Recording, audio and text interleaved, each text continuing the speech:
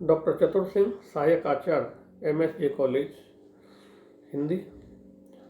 आज BA part first या BA part प्रथम के पाठ्यक्रम में निर्धारित प्राचीन और मध्यकालीन काव्य के अंतर्गत कबीरदास जी की सुमिरन को अंग साखियों की व्याख्या या भावार्थ प्रस्तुत कर रहा हूँ। कबीर सूता क्या करे, सूता होय आकाश, ब्रह्मा का आसन खिस्या, सुरत काल की काज। तो यहाँ एक आध शब्द थोड़ा कठिन है। कबीर सूता क्या करे, सोने के समय सूता होय अकाज। अकाज यहाँ हानि के लिए प्रस्तुत हुआ है। अकाज यानी कोई काज कार्य के लिए आता है या होने के संदर्भ में आता है, तो यहाँ पर अकाज जो है वो हानि के संदर्भ में प्रयोग यहाँ पर हुआ है। खिसक गया, वो तो कोई खास बात नहीं। काल तो मृत्यु के लिए है ही है। गाज गरजने के संदर्भ में या फिर गरज के संदर्भ में कहते हैं ना, गाज गिरना, किस पे गाज गिरेगी, तो कोई बहुत बड़े संकट को गिरने के संदर्भ में वो प्रयोग होता है। कबीरदास जी इस साखी में वही फिर सोते हुए लोगों को या जीवों को जागृत करने का अपना प्रयास करते हैं। उन्हें चेता रहे अपने ढंग से, वो कितना जाग पाते हैं ये अलग बात है। कबीर सूता क्या करे, सूता हो आकाश। कबीरदास जी कहते हैं, हे मनुष्य, तू सोता हुआ क्या कर रहा है? अज्ञान अवस्था में पड़ा हुआ क्या कर रहा है आखिरकार? इस अज्ञान से तो तेरी हानि ही हो रही है, तेरा काज हो रहा है, तेरी हानि ही हो रही है, क्योंकि तेरे पास आयु बहुत ही अल्प है और काल चक्र किसी को भी नहीं छोड़ता। वो एक निश्चित समय के बाद तुझे भी समाप्त कर देगा, तेरा भी विनाश हो जाएगा। उसकी गति, काल की गति के भय से ब्रह्मा का आसन भी खिसक गया है, मनुष्यों की तो बात ही क्या करनी। तो कबीरदास जी कहते हैं कि भैया, ज्ञान में सोने से बहुत बड़ी हानि हो रही है। जीव को जागृत हो जाना चाहिए, क्योंकि उसके पास आयु बहुत ही अल्प है और काल चक्र किसी को छोड़ने वाला नहीं है। अगर उससे ब्रह्मा का सिंहासन ही खिसक रहा है, तो मनुष्य की या मानव की तो क्या बिसात है, क्या हैसियत है, क्या स्थिति है। यहाँ पर मानवीय कल्याण अलंकार का प्रयोग हुआ है। अगली साखी वही सुमिरन को अंग से उद्धृत है। यह साखी कैसो कही कूकी, ना सोइए असरार, रात दिवस के कूकणे, कबहू लगे पुकार। केशव, केशव के लिए आया है, प्रभु के लिए आया है, राम के लिए आया है। असरार, असार, असार तत्व, सार के विलोम असार, असार तत्व। और असार का अर्थात अज्ञान, अज्ञान। तो कबीरदास जी इस पद में, इस साखी में अपनी में कहते हैं कि हे मनुष्य, तू अहिर्निश दिन रात प्रभु का नाम ही लिया कर, एवं अज्ञान में लिप्त होकर चैतन्यहीन, चेतनाहीन मत बन। रात दिवस की इस नाम स्मृति की ध्वनि न जाने कब प्रभु के कान में पड़ जाए और वे तुझ पर कृपा करें। तो यहाँ पर कबीरदास जी वही चेताते हैं, मनुष्यों को चेता रहे, जीवों को चेता रहे कि भैया, ये अज्ञान में लिप्त होकर और चेतनाहीन पड़े रहने से कुछ भी होने वाला नहीं है। अरे जीव, अरे मनुष्य, तू दिन रात प्रभु का नाम स्मरण कर, जन किस पल प्रभु के कान में तेरी स्मरण की ध्वनि पड़ जाए और तेरा उद्धार हो जाए, तुझ पे वो कृपा कर दे और तुझे मोक्ष की प्राप्ति हो जाए, तुझे सारे भवसागर के बंधनों से मुक्ति मिल जाए, मोक्ष मिल जाए और तू अपना प्रभु के साथ एकमेक हो जाए।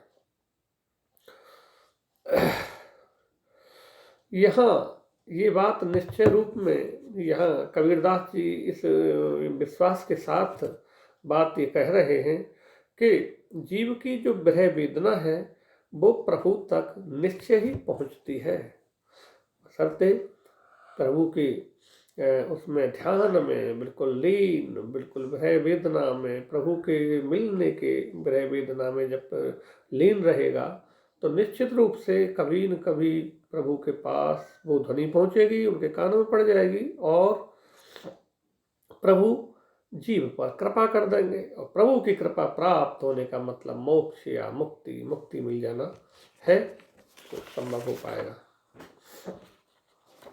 अगली जो साखी है, जे घटे प्रीत न प्रेम रस फुन रसना नहीं राम, दे नर इस संसार में उपज पये बेकाम।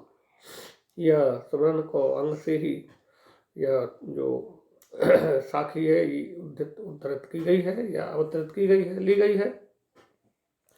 घटी घट हृदय के संदर्भ में, भीतर का मसला है, अंदर घटी हृदय। फुनी फुनी पुनः फुनी पुनी से शायद ये शब्द बन गया होगा तद्भव होकर, फुनी पुनः के लिए आया है। रसना जीव के लिए आया, जिह्वा रसना स्वाद चखने के लिए। घए नष्ट हो गए,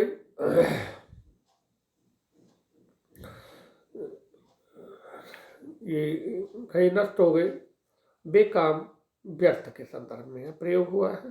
तो इस साखी में या कहें सुमिरन को अंग की इस साखी में कबीरदास जी कहते हैं कि जिनके हृदय में न तो प्रेम ही है, जे गति प्रीतन प्रेम रस, और न प्रेमानंद, और न जिनकी वाणी राम नाम का उच्चारण करती है।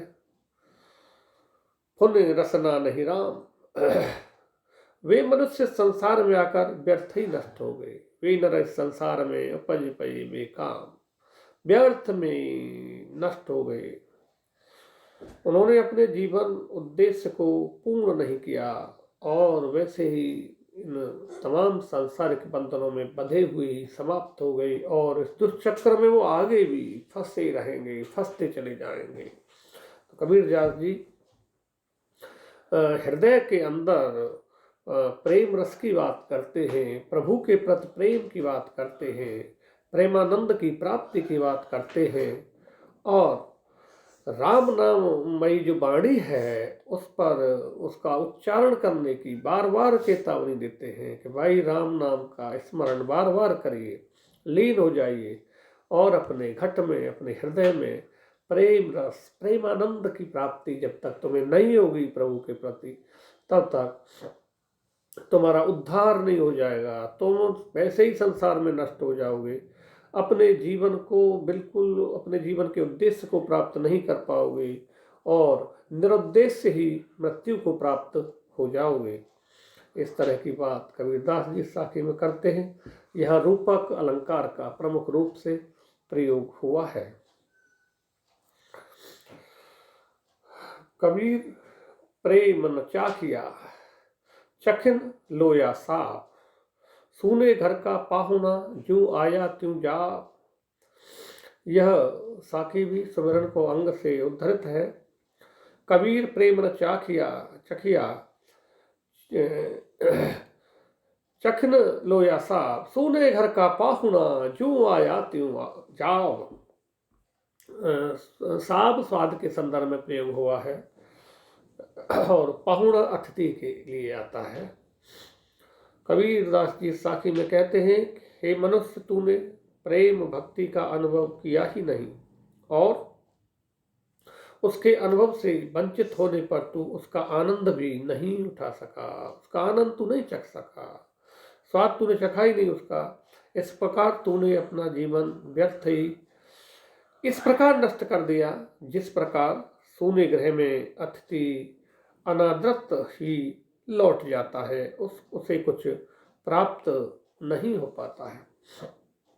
तो कबीरदास जी ऐसे लोगों को चेताते हैं जिन्होंने प्रेम और भक्ति का अनुभव नहीं किया, उसके अनुभव से वंचित रहने पर उसका आनंद भी वो नहीं उठा पाए।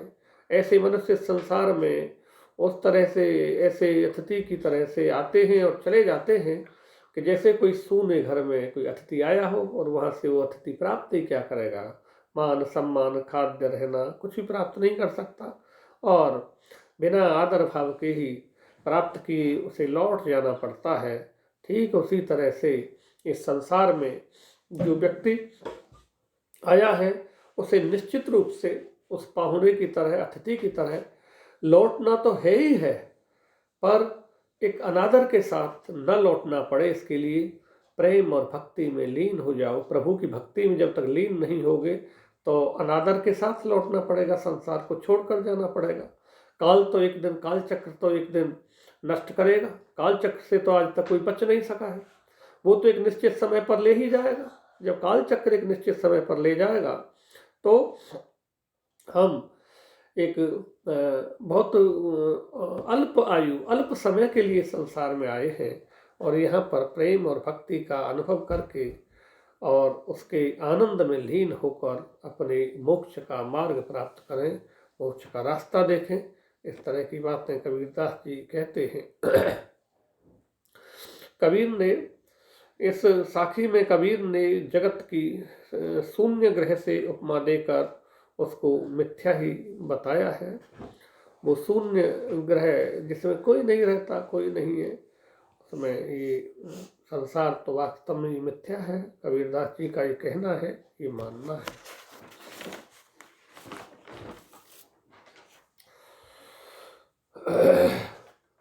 अगली साखी है, पहली बुरी कमाई कर बांधी विष की पोट, कोट करम फिल पलक में आया हर की ओट। यह साखी भी सुमिरन को अंग से उद्धृत है। पहली बुरी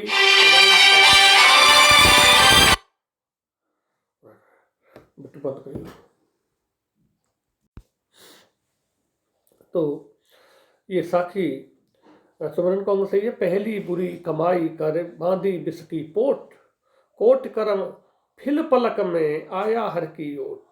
या फिल समाप्त या नष्ट होने के अर्थ में प्रयोग हुआ है। फिल ये कम चलन का शब्द है, आजकल कम चलता है, समाप्ति और नष्ट होने के लिए फिल। ओट तो शरण की संदर्भ में है, ओट लेना किसी की सुरक्षा कवच के रूप में किसी का ओट लेना। तो इस साखी में कबीरदास जी कहते हैं कि मनुष्य तूने अपने पूर्व जन्म में संचित कुकर्मों की विष की पोटली बांध रखी थी, अर्थात अतिशय पाप एकत्रित कर रखे थे, किंतु वो करोड़ों पातक प्रभु की शरण में आते ही पल भर में समाप्त हो गए। प्रभु की जो महिमा है वो अपरंपार है, प्रभु की जो शक्ति है वो अपरंपार है। कितने ही पूर्व जन्म में कुकर्म संचित कर रखे हों और कितनी ही विष की बड़ी पोटली, कुकर्म रूपी विष की बड़ी पोटली वहाँ संचित तुमने कर रखी है किसी मनुष्य ने, लेकिन प्रभु के शरण में आते ही, प्रभु की शरण में आते ही पल भर में सारे जो हमारे कुकर्म और अवगुण और पाप जो हमने विष की पोटली जो एकत्रित कर रखी है पूर्व जन्मों की, सारी समाप्त हो जाती है, पल भर में समाप्त हो जाती है। यह बात इस साखी में कबीरदास जी प्रस्तुत करते हैं, बार बार जीव को चेताते हैं, चेतावनी देते हैं। अगली साखी है जो पाठ्यक्रम की अंतिम साखी है। कोटि क्रम पहले पलक में जे रंचक आवे नाव, अनेक जुगते पुण्य करे नहीं राम बिन ठाव। कर्म या कुकर्म इस संदर्भ में प्रयोग होता है, यहाँ प्रयोग हुआ है कर्म या कुकर्म के लिए। मैले नष्ट करना, रंचक थोड़ा सा भी। इस सुमरन की अंग की साखी में जो हमारे पाठ्यक्रम में अंतिम साखी है, कबीर कहते हैं कि यदि तनिक भी प्रभु का नाम स्मरण किया जाए तो मनुष्य के करोड़ों कुकर्म पाप क्षण भर में विनष्ट हो जाते हैं। तनिक भी प्रभु का नाम स्मरण किया जाए तो मनुष्य के करोड़ों कुकर्म पल भर में, कुकर्म पाप जो भी हैं, पल भर में या क्षण भर में समाप्त हो जाते हैं। यदि कोई अनेक युगों से पुण्य करके बिना राम नाम के अपना उद्धार चाहे तो असंभव है, क्योंकि नाम के आश्रय बिना शांति कहीं भी नहीं मिलती। तो यहाँ कबीरदास जी बिल्कुल स्पष्ट कर देना चाहते हैं अपनी उस अवधारणा को, अपने उस विचार को कि व्यक्ति कई युगों युगों से पुण्य कर रहा है, पर उसका फिर भी उद्धार संभव नहीं है, क्योंकि राम नाम के बिना उद्धार होना असंभव है। तो चाहे भले ही मनुष्य कितना ही करोड़ों कुकर्म कर ले, पर राम नाम के स्मरण के द्वारा अगर प्रभु का वो सानिध्य प्राप्त कर लेता है, प्रभु के साथ एक में एक हो जाता है, तो उसके सारे पाप क्षण भर में समाप्त हैं। और यदि अनेक युगों से पुण्य कर्म करते आ रहे हो, लेकिन राम नाम का स्मरण नहीं किया, राम नाम का आश्रय नहीं लिया, तो उस आश्रय के बिना उसका उद्धार होना बिल्कुल असंभव है।